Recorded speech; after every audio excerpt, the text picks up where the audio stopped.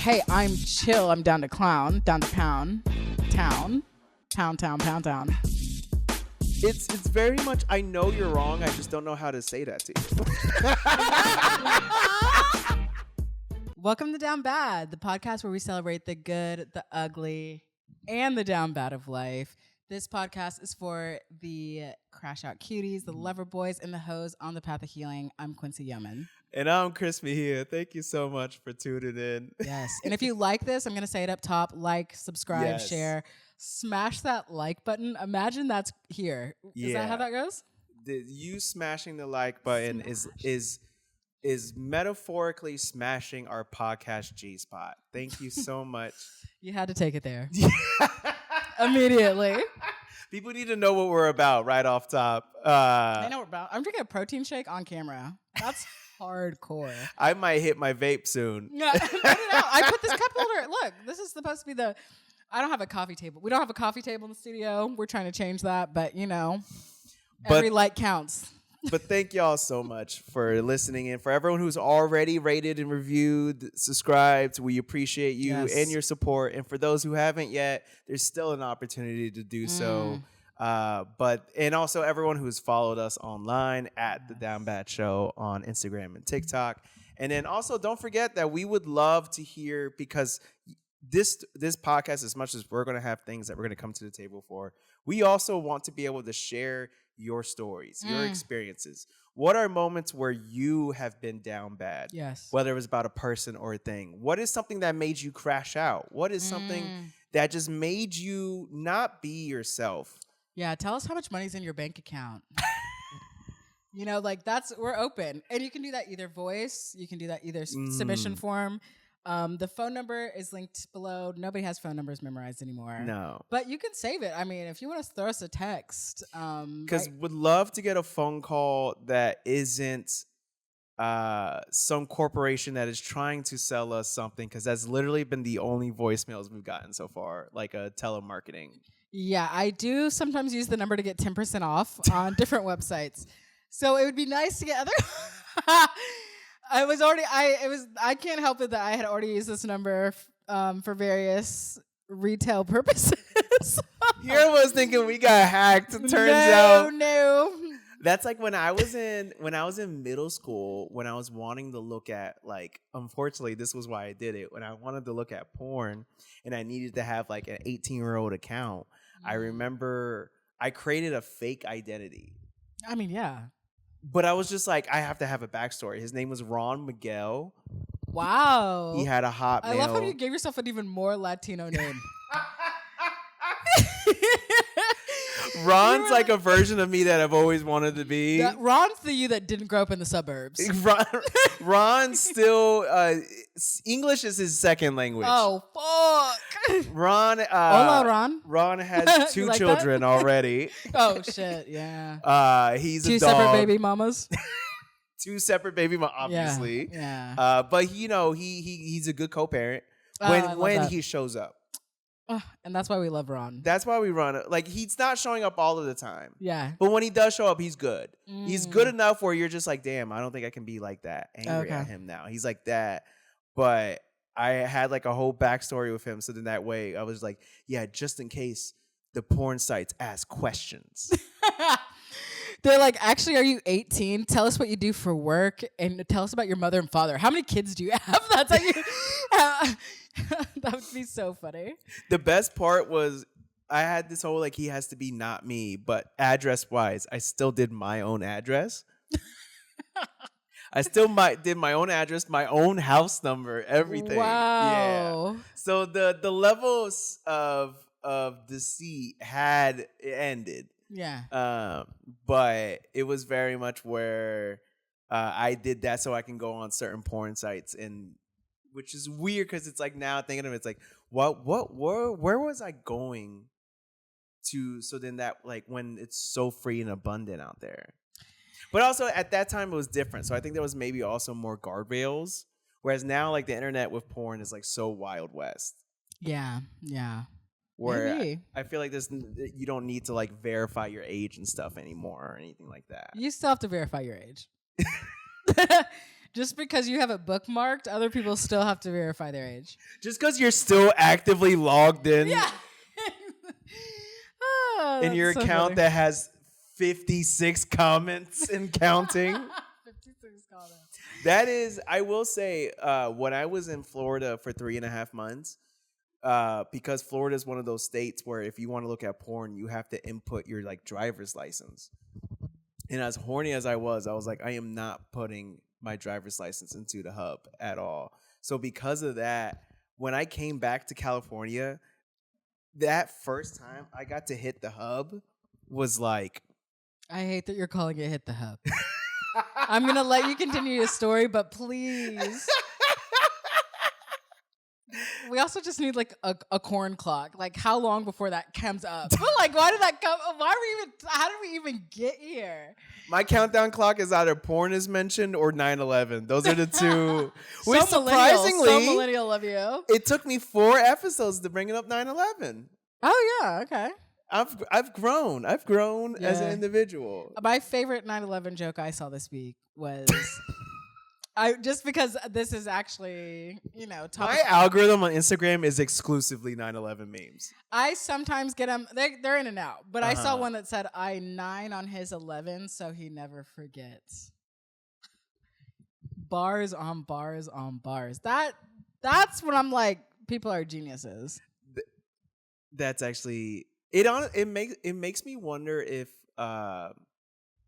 Pearl Harbor had the same effect on society. I mean, memes weren't a thing back in those days, but it's like no one's when it comes to like atrocities, like just there's something about 9/11. It just has this clout and street cred that it's like, do you think Osama knew what he was doing? Like, did you that meme where it's like, did they know what they were getting themselves into when they made X, Y, and Z? Like, do you think Osama knew that like 9/11 was gonna hit? Yeah, he was definitely like, let's do this for the memes. That's like the craziest. He's like, yeah, you know what? This is gonna hit in like this is gonna kill on 2025 internet. This is gonna kill on Can I has cheeseburgers. That's like the biggest reveal of all time. He was like the first one who was like, hey, have y'all ever heard of Bitcoin? Like it was, oh my gosh, that's so. Yeah, I personally don't think he did it for the memes, but we don't know that. But that's what it's become. He was downloading he was on the internet a lot. He was downloading a lot of movies in his cave. He was just chilling. That's true. Well, funny enough, our guest today is and he's here tonight. Back from the dead, we spent all of our budget on a hologram of Osama bin Laden. You know him from Interpol's Most Wanted. Everyone's favorite enemy of the country. Yeah. Honestly, kind of understand where he's coming from a little bit. Give it up. Our first things, we're bringing him and George W. Bush together for a first time exclusive interview. Hey, George, so what are you down bad about? What's really just having you be in a tussle? Same with you, Osama. What is making you crash out? Oh my goodness, we've strayed. It's so funny how we keep saying that Bush did 9/11 when it wasn't the whole thing when he was president was like, oh, Bush is so dumb. So it's like, isn't it kind of a compliment that we think someone who was that dumb was capable of orchestrating and manipulating a terrorist event in America to then entice America to invade Iraq? Wow, I think it's crazy, but we're in that situation again. So, Bush is like, no days off. I think, I'm sorry, my vape hit a little bit, so I felt like I was talking for like 10 minutes. The last episode when I said Chris was fun to get high with, I lied. So I'm sorry about that. It felt like the light was getting darker, and First of all, I had no idea you knew so much about... It doesn't really hit me super hard, so I have to do lots of puffs. No, I'm just surprised you knew so much about Iraq and the presidency and... In other words, yeah, I'm gonna keep it real with you. I didn't think you read. No, it's not even like that. But this is like when you find out, because we don't talk about politics a lot in that sense. But like, it's like the time I found out you were really good at corn mazes. Oh, we all found out, all of us, including me. I found out at that time. We were all like, Chris is so crazy good at directions. I've always known I was good at directions, but it never clicked that a corn maze. That was the quickest I've ever gotten through a corn maze. I don't even know if I had to look up. It was literally just fucking guiding, like Lewis and Clarking our ass. Something about directions. Like I kind of have a natural sense. Well, not almost. I can find out which way is north pretty quickly. Okay. Like for example, in Seattle, I always kind of knew where north was. Because you just get, I mean, Seattle's an easy city to learn the layouts of. Like, I remember I had so much pride when I no longer needed a GPS to get around. Oh, I love that. To be honest, I think with LA, I'm never going to get to that point. I'm already getting there. Really? Well, like, for places that I always continually go to, yes. But I'm talking like if I could go to a place that I've never been to before in Seattle, I just look on the map real quick to see what part of town it's in, and I just drive myself there. Oh, that's next level. Yeah, that's what I'm talking about. I had gotten there in Seattle too. It was crazy because when I moved to Tacoma, which was right before I left the Northwest, I still use my GPS. Tacoma's like significantly smaller, but I don't know why. There's something comforting about using the GPS though. There is. Because one, then you always know what time you're going to get there. And then like, I know this is like a common thing people have said, but then also you get to kind of like race against the time. Oh, I love racing against the time. Even though really you only like chip off a minute or two, but when you do. Speak for yourself. I have chipped off. Yeah, what was the most you've done? I think this is complicated. I'm about to get into a very deep moment. So I'm like, you're about to discover something about me. I feel like it's hard to say with time because, traffic patterns. I like getting pretty deep into traffic patterns and I do love to drive. And when I say I love to drive, people are always like, okay, but I'm like, I like truly am like the art of driving. Yeah. But I love to drive too. Yes. I think that maybe it's a Southern thing too. Cause I feel like. Cause we drive everywhere. You drive everywhere. And it was like, I think moving here, people were like, oh, you have to drive so far to get to dinner. I was like, I mean, in DFW, it's like 45 minutes. Like, I'm meeting up for dinner, 45 minutes, that's just standard. But I think time I shaved off most by just like my driving style and speed, only 5 minutes, which I think is really good. Ooh. Yes. Which is like insane. That's that's like Olympic level. When I say I'm a good driver, like this is how deep in my head I am about how good of a driver I am. I feel like sometimes other drivers follow me because they're like, that person knows the path. I am fucking Harriet Tubman, Underground Railroad, leading. Harriet Tubman's crazy. That's where I got to join. Leading the I path was with you until the Harriet Tubman thing. That is crazy. Calling yourself the Harriet Tubman of the road is insane. I didn't say that. I was making just like a little comparison. You were saying that. I'm just kidding. I would never. Harriet Tubman screamed, "You've thought of this before." I actually had never. Follow me to freedom. That was my ancestors because I'd never thought of that before. So I don't know who that was. Maybe. Yeah, whenever a car's driving too slow behind you, you just shoot them. I wish. In front of me anyway. There's a few people. And people who don't know how to merge. That's a tough one for me. That's something we've talked about where something I've noticed in LA that's been so weird is that people will drive forward so recklessly, so fast, so dangerous. But then the second it comes to changing lanes, what happens? Or turning, they take 8 fucking hours to change lanes or turn. It makes no, because it's like it would be one thing like in Seattle people did that, but it's like, well, you're driving slow everywhere. Right. But then in LA, it's like you're driving. I know you're capable of being fucking Dominic Toretto out there. You literally just cut me off, and now you're going to take 8 minutes to switch lanes. I also think the safest way to switch lanes is, I get there might be a car who's not blinking, but like in most contexts, decisively is gonna be better. Yeah. You have to like really just kind of like push in there and then go. Because And other I mean, cars and are the going to think blinker. that maybe you're just not noticing. Yes, because there's also that. I see a lot of people who like, I'm like, oh, this person's just driving in 2 lanes for a second. Yeah. And like doing the veer. But yeah, so 5 minutes, which I think is really good for personal time. That's a good time. Without traffic like kind of changing. So Yeah. I am an efficient driver. I'm too confident about my driving. But I will say, I feel like I could step into a race car tomorrow. Well, you know what I've always wanted to do? When you go to Vegas, you can go to the racetracks and pay to drive like the exotic cars and race cars and shit. There's racetracks that do that. Well, we have to go to Vegas. This is the end of the episode. Because when I was with Jen, we were planning. This was right before we broke up. We were planning a trip to go to Vegas because Drake was doing his residency. Yeah. So we were like, we're gonna go to Vegas, and it was like, what else should we do? And she was like a car girl. Like she always loved, there was certain cars she's always wanted to have. And she was like, cars. I'm a car girl. If we go to the racetracks, we can spend money to be able to drive like a Ferrari or some shit like that. Does she know how to drive stick? I doubt it.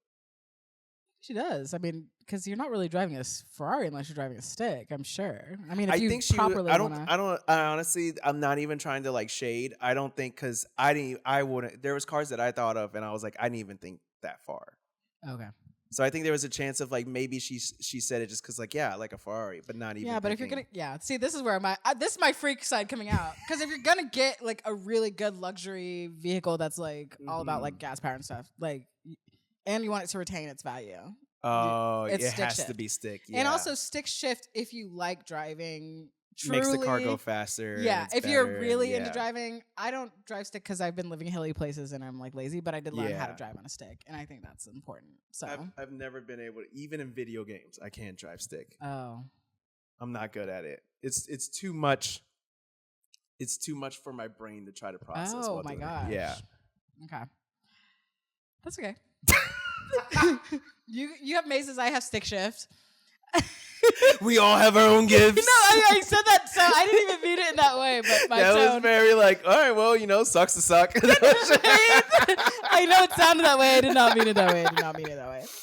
I do want to get into our topic. I want to make sure that. Oh yeah, our topic is not us talking badly about cars. Thank you for hanging in there. No, our topic today that we want to talk about being down bad about is situationships. Yes. That's right. The thing that has probably, it doesn't matter your gender, your sexual identity. Everyone has been affected by a painful. The only two, your gender, your sexual identity, not your race, not your.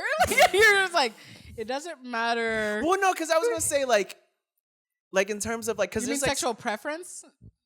You mean your gender, your sexual preference, or your? I was saying like no matter your gender, whether you're a they, them, he, her, she, her, it doesn't matter. A monster, an asshole. A monster and an asshole. A bad and a bitch. A brat, a hot girl. A lover boy, a simp.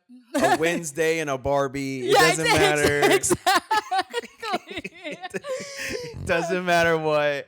No matter if you what your sexuality is, we've all been affected by a painful situationship that has just really made us so down bad. The definition of down bad, I wanted to like say what the official definition was and where it actually originated, but I didn't do that, so I'm gonna do that on now. But the definite overall, it's a situationship. How would you describe a situation? Wait, you want to hear me? Wait, you want me to just define down bad or define situationship? Because I can define situationship. Oh, I meant situationship. I just the edibles started kicking in again. So here we go. So situationship, a romantic or sexual relationship that is not considered to be formal or established, aka you're being boyfriend and girlfriend or whatever your title is, partners, without actually being partners. And it's a phenomenon where it's very much one person getting their cake and eating it too, while the other person is acting hella chill about it when they are hella not. I'm glad we brought this up because I want to talk about this topic today. Okay. Yes. Because I think we have different feelings about situationships. Really? Yes, I think. Interesting. I think we have different feelings about situationships. Because I mean, Let me get set crisscross applesauce real quick because. Yeah. Because I was thinking about this because I want to talk about it. My approach today. I want to talk about how I used to experience situationships and how I experience them now. And also, I don't think that situationships. You added the context of it being painful. I don't believe that all situationships are painful. I also don't believe that all situationships are bad. And I would agree with that. Yeah. I also think that they have a place. And I think that people are the problem. But that's always the problem. No, I agree. Yeah. I agree fully where there's so many things in dating in general that are not objectively bad. We are just making it bad. Like, for example, communication is not bad, but there's people who fuck up communication or just in general will mistakenly make you feel like revealing too much is like, oh, that's a lot. I don't need to know all of that. When it's just like, I was literally talking to my therapist about that today of like, because I was telling you earlier of like, there's a girl I've been seeing and like, I did something really sweet for her. And like, when I first started dating, I wanted to do sweet things like that. And then just at that time, and it wasn't even like I was dating the girl. I think I was like asking her out or something and just got rejected. So then it was very much like, okay, never doing that again because of one person instead of having the like emotional intelligence to be like, okay, this is one person. That doesn't mean everyone else is going to be like this. And then my therapist, because she has the snipering skills of fucking Lee Harvey Oswald, she fucking got me right in the dome with like, do you think this is because you had a bad experience? Do you think you do this stuff because you're just afraid of rejection and this is just a natural defense that you have to try to fight it? And when you have a good therapist, it's dope, but like, man, they hurt your feelings a lot. Yeah, you should be challenged. I know, yeah. That's why I pay for therapy, to be challenged. But that's not why everybody pays for therapy. That's why we pay for therapy. Yeah, that's very true. Yeah, I want to. Yeah, but yeah. I mean, I think that's fair. I think here's my thing, and I've always felt this way. I was a hoe. I was a hoe. I literally. You said that very AA like. Yeah, I was. Hi, I'm Quincy. I was a hoe. I am a hoe. I mean, still, that's not something you can change about someone fundamentally. I think you could take the hoe out of the person, but you can't take the person out of the hoe. Yeah, that works. It had a weird ring. That's one of those where I was like, you could have used a gender on me then, because the person threw it off. Like you could have, yeah, you should have just. Actually, you know what? Now that you word it, I would like to get misgendered. Yeah, I'm like, now that I hear that, just hit it. I really don't care. Yeah, actually, you know what? Sometimes inclusion feels like exclusion. You know me, I'm vibing. I've always felt this way. I think like non-committal relationships can have romance and and they still require communication, and it can still not be that deep. Yeah. You know what I mean? I feel that. And I think that we are I'm not going to even say we. I think there is a general feeling that comes up a lot around relationships where people are so all or nothing. Very true. And I think that's where the situationship also is kind of like, it can be unlabeled. It can be, sometimes it's this. It's like, yeah, we could fuck like a few times a year, or we could, only hook up if you're in town, or we could You would define that as a situationship? You think so? I don't think so. Oh, you wouldn't. So I guess first and foremost, we need the backup and be like, how would you define? Yeah.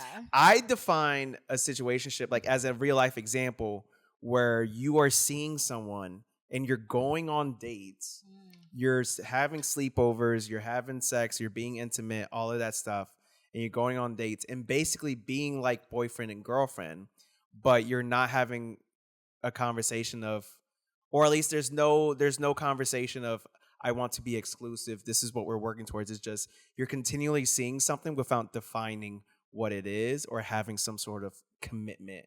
Whether that commitment is we are open, because it's like you can have an open relationship. Okay. And that's not a situationship. Okay. I'm talking about where it's just a complete avoidance of what y'all are and what you're working towards. Was that the definition?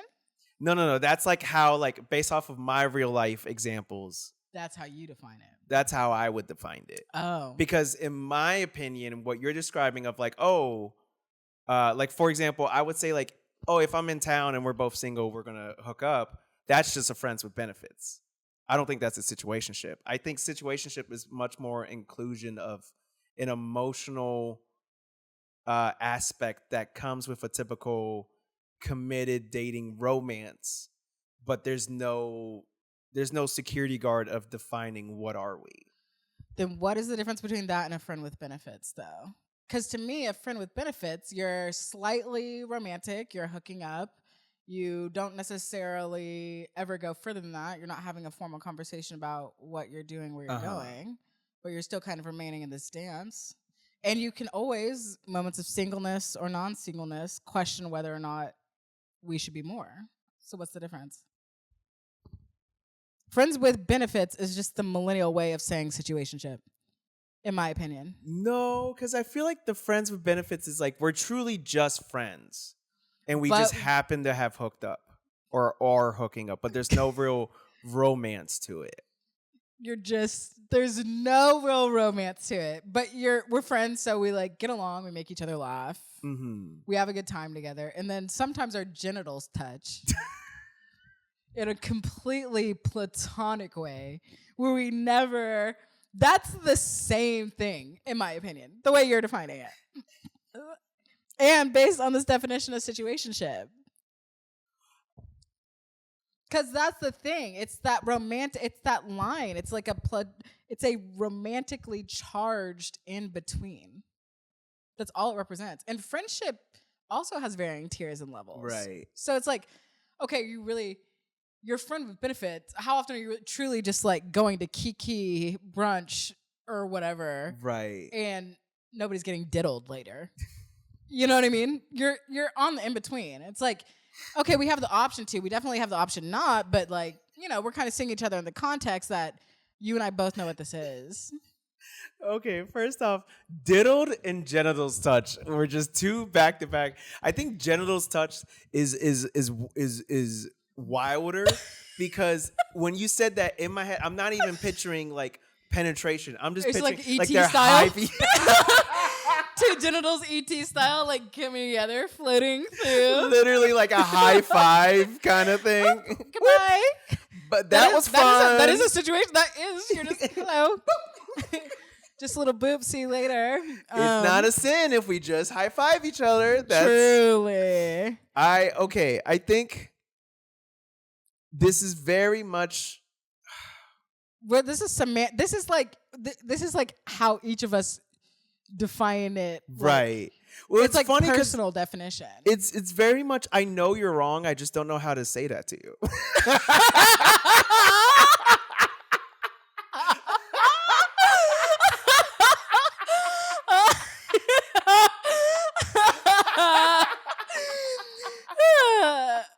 Like, I know I'm right. I'm struggling.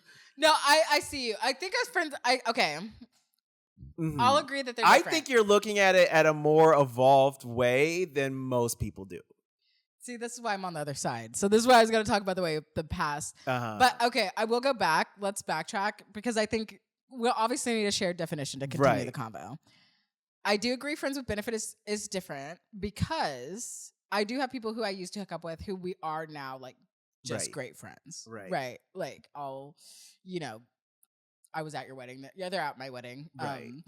blah, blah, blah, blah, blah. You know, so it's like, so that is different. Because at the end of the day, friends with benefits, I think the likelihood of a situationship ending up as a friend after sounds more unlikely. Yes. You know, like, because it never can really, there is. Because there's no limbo with friends with benefits. Right. It's I would say friends with benefits is defined because you have the definition of a friendship. Right. Situationship, I feel like the reason why it's also very much not enjoyed is because there's this ambiguity that always exists. And it's not, and by defined, I don't even mean like a title, but more of like, this is what we are. Yeah. Where it's like, because I would argue that like, being like, we just fuck and that's it is not a situationship. That's clearly a casual relationship. That's a sneaky link. That's a sneaky link. That's a sneaky link. Whereas the situationship is where there's this ambiguity where, hey, there might be more. It gets confusing. But then also every time you try to advance more, they push back, they pull back. But then when you try to like disappear, they show more. So it's like this balance and dance of like, I want to feel serious things with you, but without having to commit or do any of the responsibility, like have any. I want all of the love with none of the responsibility. Okay. So I have a hypothetical for you then. Okay. This is just, let's say, do you think people can oscillate in and out of friends with benefits and situationship? Ooh. Like they start as friends with benefits and then becomes this questionable situationship kind of feeling. Yeah. Or like even the fact that one person can look at it as friends with benefits, one person can look at it as a situationship. Also, if there's like an acknowledgement that you have kind of a situationship vibe, is it then still a situationship? So great question. I would say for the most recent one that you said, I would say that just gets defined as a short-term relationship. Okay. And then, at least in my personal opinion, because isn't that what a short-term relationship is, where it's just, and then in terms of whether it's exclusive or not, relationships can be exclusive or open or whatever. So because that, if it's like, we know this is not going long-term, right, but we're enjoying each other's company, you're enjoying a short-term relationship. Okay. Because there's no intention of it. It can become long. Right. Just like how a situationship can become a relationship. Or friends with benefits can become whatever. Yeah. Like, it's, if there's no going into it, and I know this is kind of all or nothing, but if it's like, if there's no going into it of like, this is what we're working, like long term we're trying to be, but we are enjoying each other's company and we're establishing parameters and stuff like that, that's a short-term relationship in my eyes. And then for like, can things fade in and out? I believe so, because I think for me, the second ambiguity comes into play, that's when it becomes a situationship. Because the reason why I think friends with benefits isn't is because there's less ambiguity, because it's like, oh, I enjoy your company, like we're friends. Yeah. We both are attracted to each other, let's hook up. Yeah. And there's that established, like, we're friends. And we just happen to also do the genital touch. Do the genital touch. Which sounds like a bad dance craze. Do the genital touch. Everybody clap your hands. That's the next one. Hit it from the back now. Hit it from the back. To the left. To the right now, y'all. One jizz this time. Okay. Okay. I understand that. I guess then more question. What? Okay. I think, let's say you are oscillating between friends and situationship. You know, like you kind of oscillate.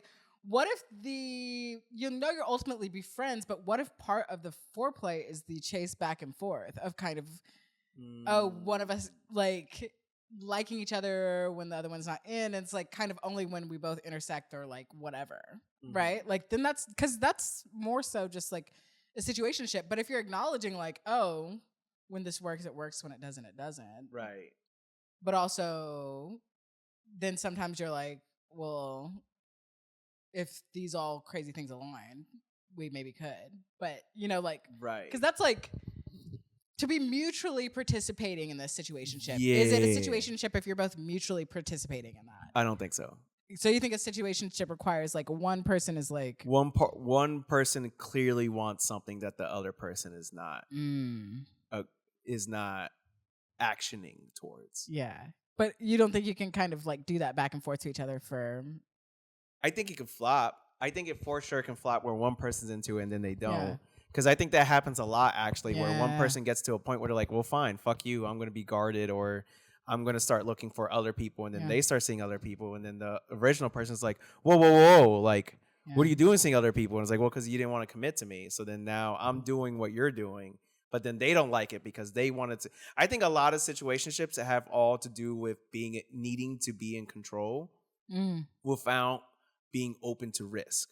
You want the other person to be at risk of being hurt and be vulnerable and all that. And I say this as someone who I have been on both sides of a situationship, but of like situationships that ended painfully. I have been on both sides of. I was the situationshipper and I was a situationship-y. Yeah. And so I say this as someone who I've seen it from both sides. I've experienced it from both sides. A lot of people, I feel like when you're the situationshipper, it is usually you're off of a breakup, usually from, and this is what I've gathered from, TikToks and stuff, personal experience. Years of research. And it's usually if we're being brutally honest, you're not able or capable of being alone, but you still want the emotion. Like, it's one thing to hook up with someone. You want the emotional support. Like, I'm going to add too, I think there's an amount of attention you want. Yes. I won't even say emotional support because it's I think attention's better. Yeah. Because you might even come in. See, I want to come back to something here in a second too. I feel like... Well, I want to come back to this. I think sometimes wanting to be in control in a situationship also makes you the person at risk, in my experience. Because I feel like I've ended up in... Well, I don't know how to say this, but like, I feel like I ended up in situationships because I was trying to be honest and in control. Well, I think the honesty was coming from a place of control, where I wanted to be like, hey, this is how I feel. Right. And maybe it wasn't even... Or being like, oh, you're being weird because you're acting like... From my perspective, situationships have happened when someone is making an assumption about how I feel. Right. Yeah. Right? And then I'm like... Because situationships are usually an absence of communication. Right. But then I try to communicate, right? And then that is met with also... Now you're acting like I want more by me just saying like, hey, I'm chill with whatever this is. Right. So why is it... I think the situationship is also like... Maybe the situationshipper is deluding themselves. Yeah. Because it's like you're not even hearing what the other person's saying. Like, hey, I'm chill. I'm down to clown, down to pound town. Right. Pound town. And sorry. The vape hit. I was willing to let that just go. I buffered for a second. I like truly was like, I love how I started the episode with our podcast G-Spot, and you're like, wow, Chris. I know. Anyways, genital touched. Diddled. Truly, it's a wild one. Down the pound. But it's like, that also is the thing. Yeah. I'm like, it's kind of crazy when people don't believe what the other person is saying. I'm like, that's what makes it a situationship. Because someone could be like, this is cool, but it's like, I'm still down to hook up X amount of times, and I'm truly chill with it. I think that people just... I think this is... I don't want to get into like the gender wars of it all, but I do think this is one of those things, like the way men treat women and femme-identified people of like wanting so much more. Yeah, than what they're willing to give out. Exactly. No, or what they're saying. Like if I'm like, hey, I'm cool with just hooking up. Right. Why don't you fucking believe me? Like, your dick is so magical that I'm gaga goo goo. Like, I hate to break it to you, but for every one dick, there's 7 dicks more. Okay, like, you know what I mean? That's like, why you think you're the only who can make me laugh. Okay, like you're like, oh my gosh, that's crazy. Bleep that out. But I was like, Please bleep that out. I was just like having a visceral moment. But that was like my real self coming through. But I'm like, that's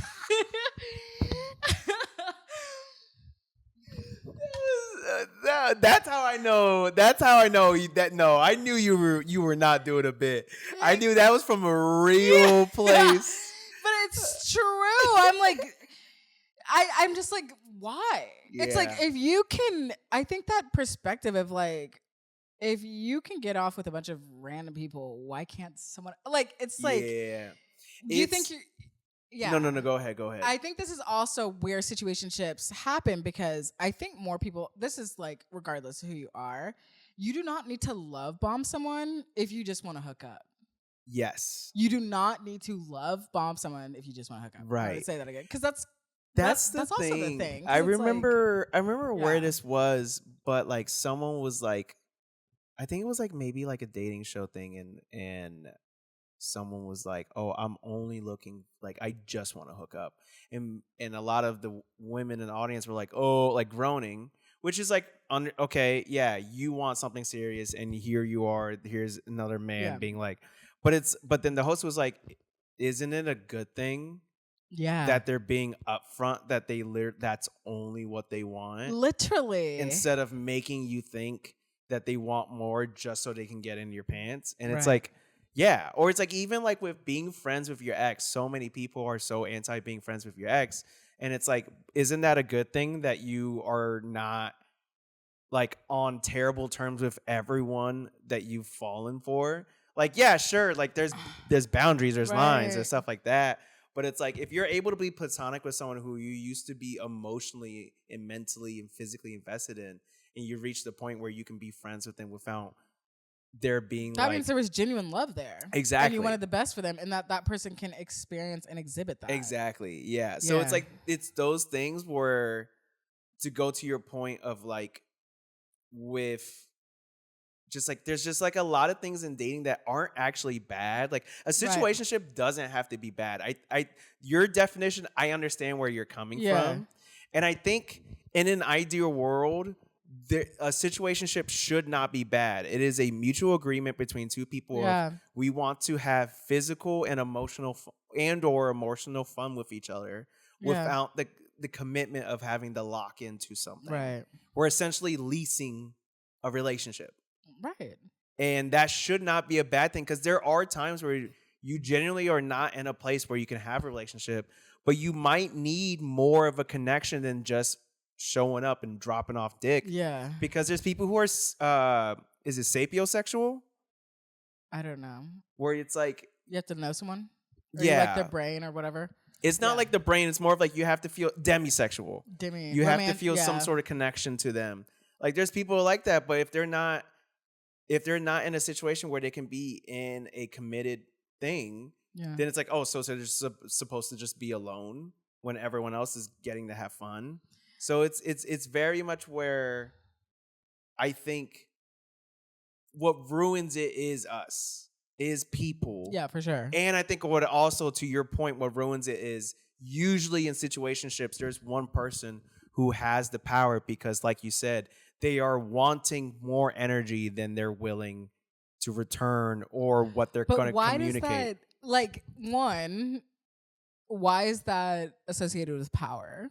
Like, because I feel like for me, I have literally no regrets in any situationships I've been in. And I've been in situationships that have lasted a long time. Yeah, and never mind that. But I was like, I think, why does that put them in any more control? Because I'm like, I'm also exerting my control by telling you how I feel. Right. I think people need to, that like kind of narrative of like telling someone how you feel equals a lack of control is fucking crazy. Yeah. Someone knows exactly what you say. They cannot mince your words. How does that give you less control? Like, maybe the person spiraling out, not saying shit, like, okay, well, if they still feel that way.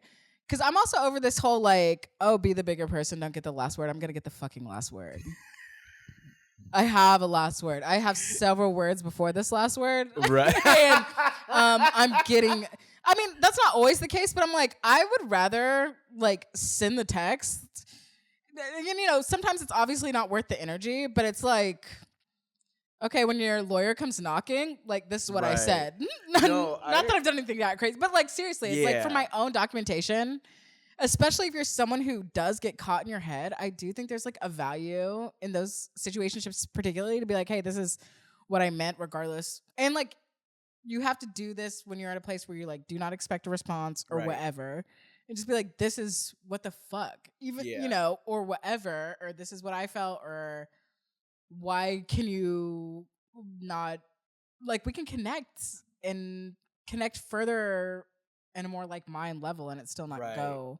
I'm not gonna turn around and like want to marry you or blow up my life for you. You know, like, it's just so weird. But this is me not beating the poly allegations, but I'm not that, but I'm just, I guess I'm just like think this way about relationships. I just think it's like kind of crazy. There's a lot of, just like with sexual identity and gender, there's a lot of fluidity with relationships that just we as a society are not emotionally intelligent enough to be equipped to handle.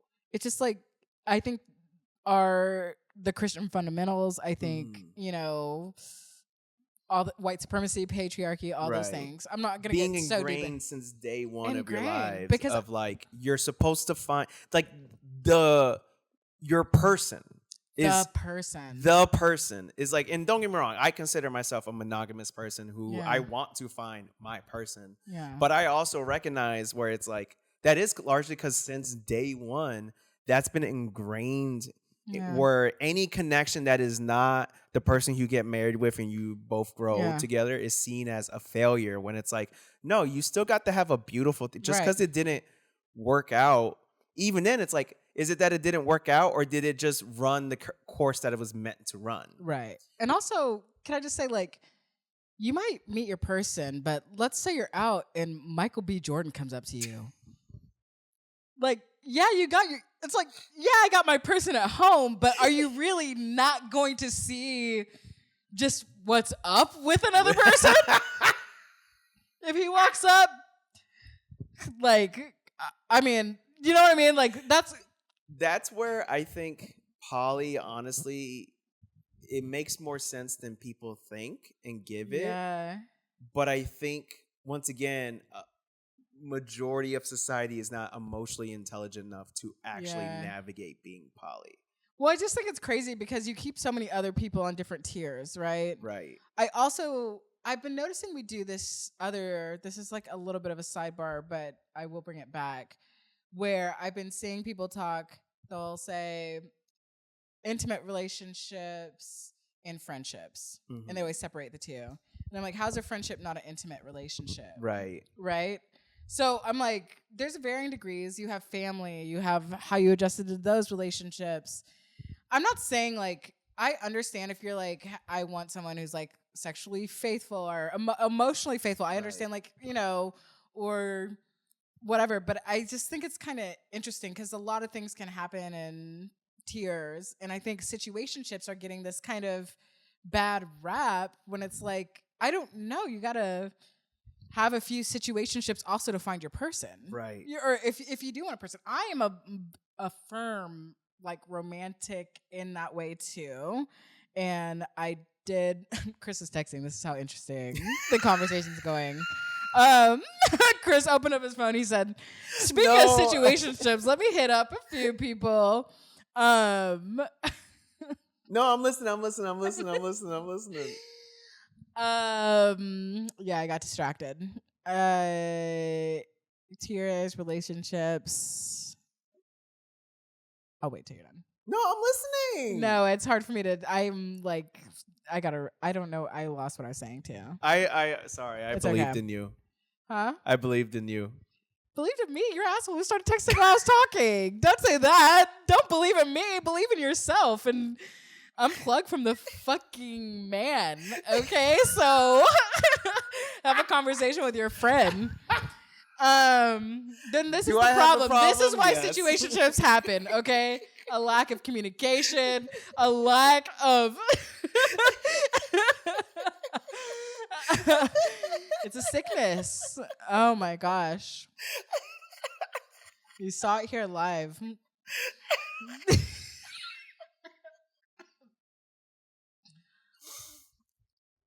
But no all comment. I said, I'm just saying, like, I just think that situationships have their place. I don't think like living in a state of situationship is a good idea because there is chaos in that. Yes. And there is a such thing as a love that like truly validates you. It makes you feel seen and is consistent, which is huge in making you feel seen, is the consistency, which I feel like people sometimes like that can even be not real in monogamous relationships, right? Like someone being consistently there for someone. But I do think like situationships, I've definitely been down bad about several situationships, and because I am a romantic, have been totally caught up in like, oh my gosh, is this the one and I'm fucking up? Am I not doing everything I can? And I also have a tendency to chase. So I think that has made it easy in the past for me to fall into situationship. So I say all that to say there's a difference. But I do think as I reflect on where I'm at now, I'm like, I don't think a situationship is all bad, and it can be okay to be. Not everything has to be that deep. I also think we have so much mental load happening right now to allow yourself those moments of like, not everything has to be this deep. Yeah, like, exactly. It can't just be a sneaky link. It can't just be like whatever. Right. Or it's just like, because that's the thing where even with the whole where it's like, oh, you're acting like boyfriend and girlfriend, but you're not being boyfriend and girlfriend. It's like that could be an okay situation if y'all have the talk and the conversation. Right. And if you're both comfortable with it. Like also I think there's also the keeping up with appearances of what everybody else thinks. Exactly. I feel like the straight agenda is just getting pushed so hard. The straight agenda. No, it's that's because why it's miscommunication. Off pod, we were walking Target, and I was like jokingly saying to you this for a reason of like,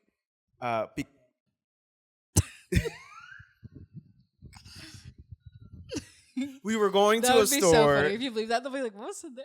Anyways, yeah. But we were going to a store, and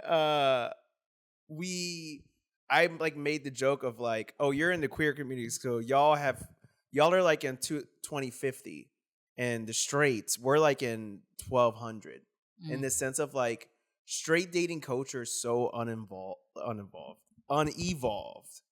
And there's like so many things that I have always said this where like there's a lot of things about modern dating that suck, and it's for reasons that are completely 1000% within our control, and we're just doing nothing about it to improve the situation.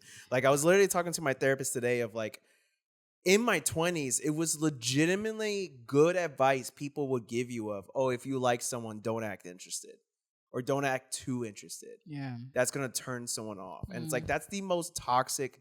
Like, I remember I said that, and my therapist just started dying laughing because she's like, yeah, that's so dumb. Like, that's such destructive advice to follow. But yet, most people in our 20s, when we were younger, that was like, yeah, of course. Right. That's how you interact. And then now in my 30s, I'm like, if I like someone, I'm going to show that.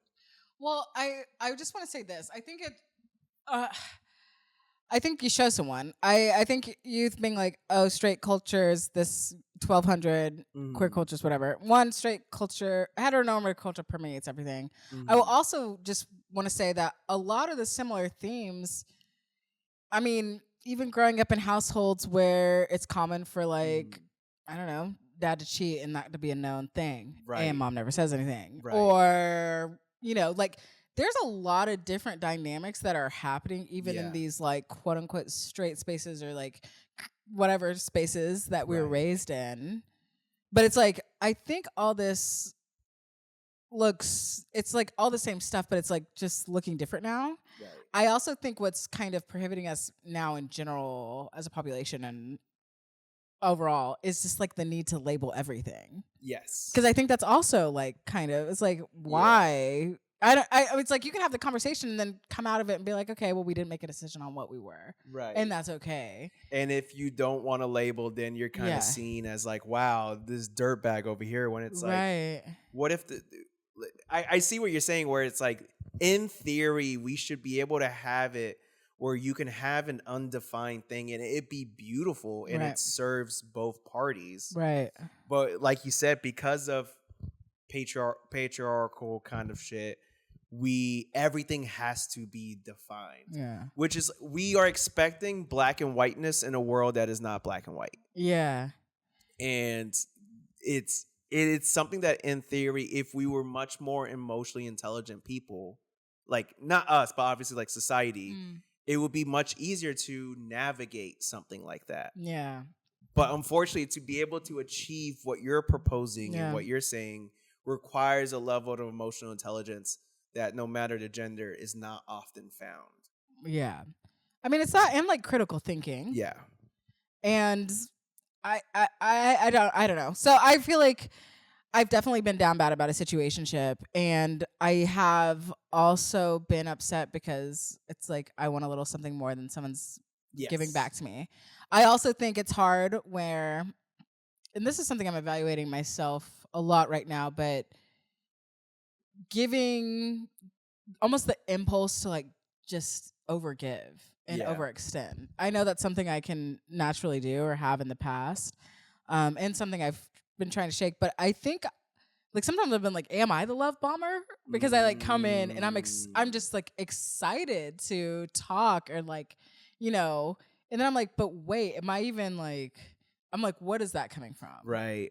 Right. And then it's like, do I even want that back? Or am I just like, what is that? Yeah. But I also think, you know, that's hard when you like someone and you're excited about someone, and someone can also act so excited about you in the moment, and then it's like out of sight, out of mind. Because that does feel like whiplash. To That's be like, true. It is the pain. A situationship, the pain of it is largely like you were going into it without having the conversation.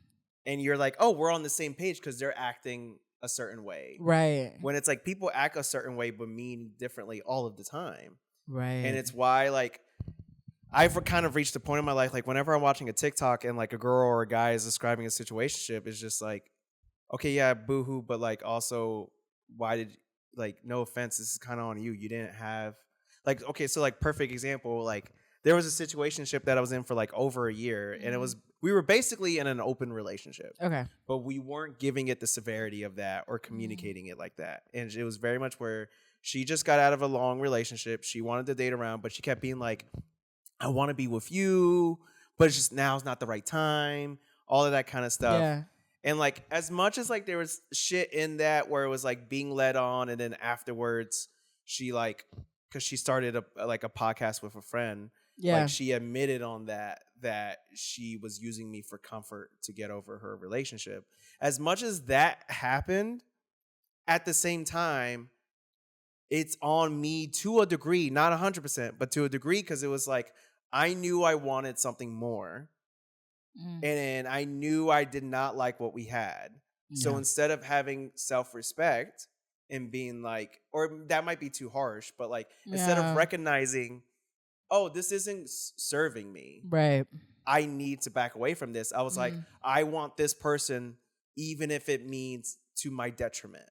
Yeah. And so when I say like it's on the person, I don't even mean that in a harsh way of like victim blaming or anything like that, but it's more of like, if you don't realize that part that you had to play, right, then you're just doomed to repeat this cycle forever and ever. Where it's like, I think sometimes we're just like with dating and growth in general, there's elements of bad stuff that some, not all, obviously, but some bad stuff that happens where it's like you kind of played a part in that. But once again, I mean this in the sense of, I'm not talking like, obviously I'm not talking about like if someone does some fucked up shit to you. Yeah. That's being like, that's truly being victim. But I'm talking about stuff like this where it's like, okay, they didn't want anything, but you wanted more, and then you felt led on. Like, yeah, that does suck, because it's also on that other person to recognize this person clearly wants to get married to me and I don't. Yeah. Like, I should just end this. Because oftentimes what people fall in the trap of is like, the situationshipper would try to be responsible and be like, tell me if this is too much for you. And the person never does, because they don't want to say goodbye to the person. Well, in that case, the person, that's not the situationshipper. That means the person who's not. No, totally. Yeah, I think it still falls on them first. Right. There's a little bit of like, hey, try to recognize that this is happening, but I don't think it's their fault majority. I still think it's the relationship-y who needs to like, they just need, or situationship-y, where they just need to be like, I'm clearly like sacrificing myself just to be with someone who doesn't want the same thing with me. Like, they're valuing being with a person more than what they actually want and their needs.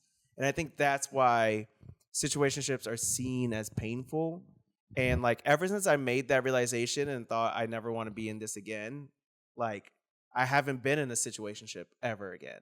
Yeah. Like after I stopped dating around and got into a relationship, even though that relationship was bad when we broke up, I was briefly going to do the situationship thing again. But then I found the next relationship that I was in, and that made me not want to do that. Yeah.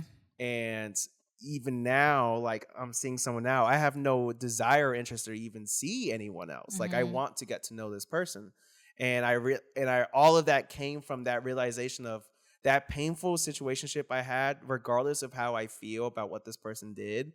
I have to admit and accept that I wanted something that they explicitly vocalized to me. They did not have the capacity to give that. Yeah. Or did they want that? And I chose to stay. And once again, it's not, all this is my fault now, but it's like once I came to terms with that, it made it so much easier for me to not be in a situationship again and be more willing to communicate and define what is this and all of that. Because truthfully, not the relationship that I was in right after the situationship, but the relationship after that, I was being the situationshipper. Yeah. And I was getting called out and she was staying. But like, thankfully, I finally got to a point where it was like, I have to like either lock in or get out. Because this is, I'm doing to her what's been done to me. And I didn't like that. So that's why I say there's still a little bit of like the situationshipper needs to recognize that.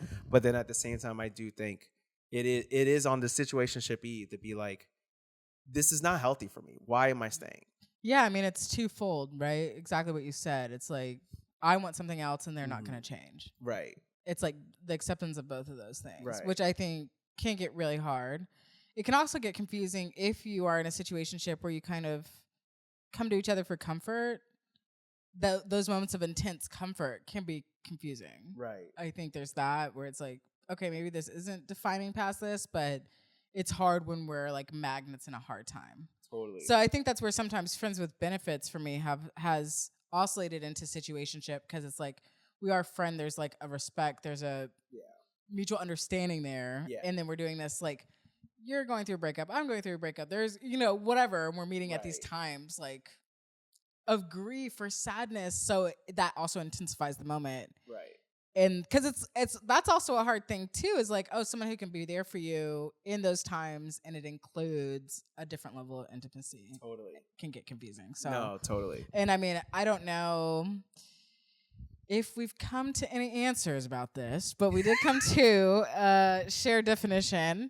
I think we did. I think we ultimately they're gonna come up again. it'll come up again. But then also, I think we did come to an answer, because I think we both agree that in theory, situationships should not be bad. Just once you put people into the equation, it is bad. Yeah, it's like everything looks good on paper. Yes. It's like when I read about any form of like communism, Marxism, like capitalism, right? On paper, it can sound good, but then in application, and then you're like, I'm living whatever. It's like so different, right? Animal Farm or whatever. That's basically what the whole book is about. But I like the 100 pages that it is that you read in like the fucking 5th grade or something. But I like that is. Yeah, so I think that's tricky, because I don't think it's all bad. Right. I also look back and I do now recognize moments where I was like, this person's never going to change. Right. I need something else. I need something different. Also, I think depending on your background and stuff, there's just different things that you can justify to yourself. So 1000%. Yeah, but that's a whole another episode. Right. So, Chris, let me ask you, what do you refuse to be down bad about this week? I refuse to be down bad this week about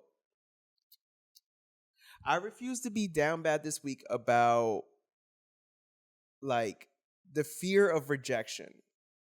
I think when I went back to Seattle last week, it was a lot of affirmation. It was a lot of acceptance. And coming back to LA, I'm so happy to be back. But there's a lot of rejection that comes from going to open mics and people not really knowing me. So then they, I don't have good sets, or just like rejection in the sense of like with seeing people and dating, like not being afraid of doing something because, I don't want to get rejected. Or even just with work, like taking chances at work, where it's like a lot of life is not lived because of the fear of rejection, of just like, well, I don't want to get rejected, so I'm going to do this. And it's like, yeah, sure, you maybe missed out on a hurtful moment, but you also probably missed out on what could have been an incredible experience. Right. So I think for me, I don't want to be down bad about the fear of rejection. I don't want it to continue to control my life. Yeah. And I want to be more accepting of risk than dependent on security. That's beautiful. Thank you. I love that for you. And yeah. Sometimes I'm incoherent when I take the vape, but sometimes, I drop some shit. Let me know if I can support you in that journey. Thank you. I'm serious. Genuinely. I thought that was a riff. No, that wasn't a riff. That was just a moment of sincerity. See, this is my problem in situationships. I'm a compulsively honest person. Yeah. And that doesn't bode well in a lot of scenarios. People can't handle... People say they want honesty. They don't. They don't. They want you to be honest about their opinion. They want to be validated. Yeah. They want to be validated. But that's an episode for another fucking time. What about you, Quincy? What are you hoping to not be down bad about this week? I refuse to be down bad about this week. About the past. Hell yeah. I've been thinking a lot about that. I've been just, feeling renewed and kind of at this pinnacle moment, I honestly feel like, in my mind and life. And I feel like I've wasted so much time evaluating the past, going over it over and over again. And at this point, I know it. And now it's like, well, what do I want to do? I'm not losing any more of my life to the past. Right. I think the past, I want it to inform me, but I'm not going to let it prohibit me. Yeah. I was even thinking about this in the way of people, where it's like, regardless of what's happened to me in the past, like when new people come to my life, I don't need to use what old people did to me to inform that. Yes. I can use it to recognize a pattern after a certain amount of time, but those early moments, yes, I can just let myself build trust naturally and not, or push it away, whatever, and not do that based on the past. So right. In a lot of ways, but I was just thinking about that. And it's like, okay, there's no going back. Right. So I love that because I think especially not letting the past cause you, I feel like so often we close ourselves off from future blessings because of things in the past. The past can cause so much inaction. Yes. Yeah. Or it's just very much, like you said, writing someone off completely because of something in the past. Or writing yourself off completely. Exactly. Because of something in the past. Or because of someone else, something said to you in the past. A perfect example, there's a show here in LA called Chatterbox. The first time I did it, I